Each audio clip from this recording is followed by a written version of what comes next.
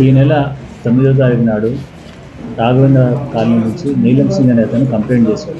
వాళ్ళు అలా ఊరికి వెళ్ళి వచ్చినప్పటికీ వాళ్ళ ఇల్లు హౌస్ బ్రేక్ అయ్యి 17 తులాల గోల్డ్ 50 తులాల సిల్వర్ దొంగతనం కంప్లైంట్ చేసి దాని మీద మేము ఎఫ్ఐఆర్ చేసాము.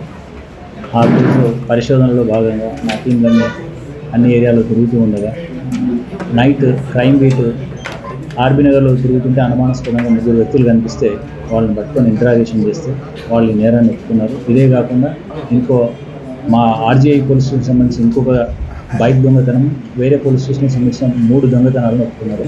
మొత్తం 5 నేరాలు చేసినట్టుగా వాళ్ళు ఒప్పుకున్నారు. అందులో భాగంగా 3 బైక్స్, 17 తులాల గోల్డ్, 50 తులాల వెండిని సీజ్ చేసి వాళ్ళని అరెస్ట్ చేసి రిమాండ్ పంపిస్తున్నారు. ఎంతమంది? మొత్తం ముగ్గురు నేరస్తులు.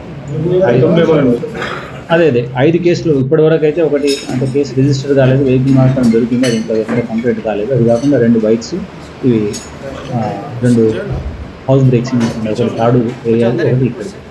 మొత్తం 5 నేరాలు వాళ్ళని అరెస్ట్ చేసి మేము రిమాండ్ చేస్తాం.